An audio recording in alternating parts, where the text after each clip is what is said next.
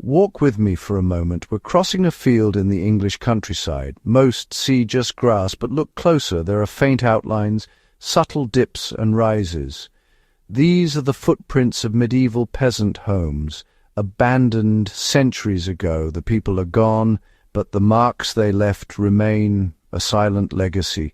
The walls are gone, but the foundations remain, a reminder that history is built by countless, nameless hands. These people weren't just building shelters, they were creating living parts of their environment. Their knowledge allowed their dwellings to last, leaving echoes for us to find today. The medieval peasant had no builder's merchant, no catalogues, no deliveries. Their materials were whatever they could gather locally: timber, clay, stones, reeds, straw. Expensive materials like stone or metal were for castles, not farmhouses. Scarcity drove their genius. Necessity made them inventive. They couldn't build rigid structures. Their homes had to flex, settle, and move with the land. This philosophy of flexibility is the key to their durability. Every piece was sourced and shaped by hand, trees felled, clay dug, stones hauled. Building was a community effort, fostering deep understanding of each material. They weren't assembling kits. They were crafting homes from the landscape itself. Their buildings were organic, part of a cycle. When something wore out, it was repaired or replaced. Renewal was expected. This adaptability made their homes resilient, able to serve generations. They didn't fight decay, they designed for change. With little to work with, they created homes that lasted.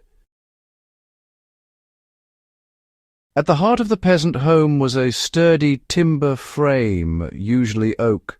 Oak was prized for its strength and resistance to rot. Builders used green oak, easier to shape, which tightened as it dried, strengthening the frame.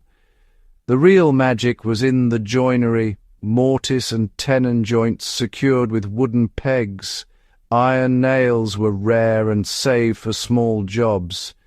These joints allowed the frame to flex and absorb stress, distributing forces throughout the structure.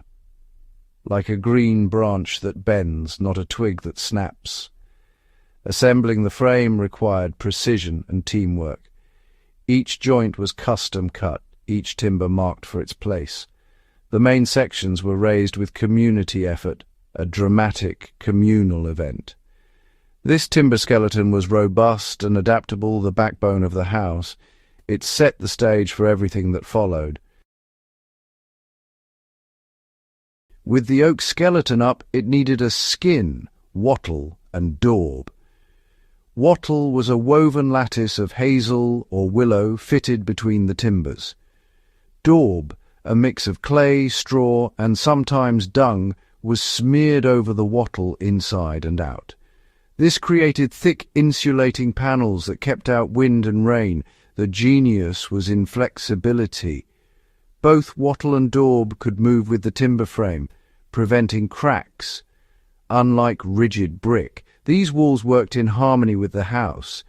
They were also breathable, absorbing and releasing moisture, protecting the timber from rot. A final coat of lime wash made the walls bright and antiseptic, yet still breathable.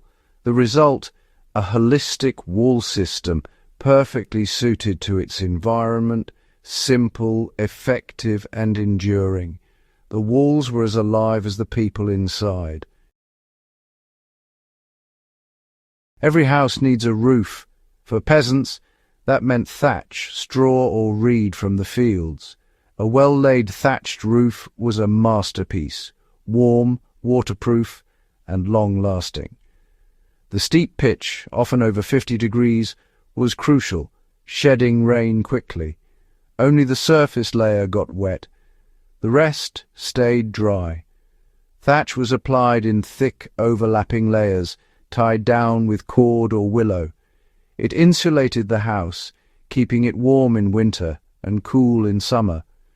Smoke from the hearth filtered through, fumigating the roof and preserving it. Maintenance was part of the cycle, new layers added as old ones decayed. The thatcher was a vital craftsman, keeping families safe and dry. The roof was a living part of the house, always renewed. Each element worked together in a clever, symbiotic system. The result, a roof that could last generations. How did these simple homes last centuries? The secret was clever, holistic design. Builders started from the ground up, raising timber frames on stone footings to keep them dry. The whole house was a system to manage moisture, breathable walls, water-shedding roof, and dry foundations. That's why many medieval timber frames are still sound after 600 years. These homes weren't built for permanence, but for renewal. They reflected the cycles of nature, meant to be patched, adapted, and maintained. Flexibility was the core principle. Houses bent with the wind, settled with the earth, and breathed with the seasons. This philosophy of resilience, not rigidity, made them endure. Today these survivors remind us of the skill and wisdom of their builders. They outlasted feudalism, plagues, and wars. Their endurance teaches us the value of patience, craft, and working with nature. In a disposable age, these homes show the power of building with care. Their quiet endurance is their final, most powerful story.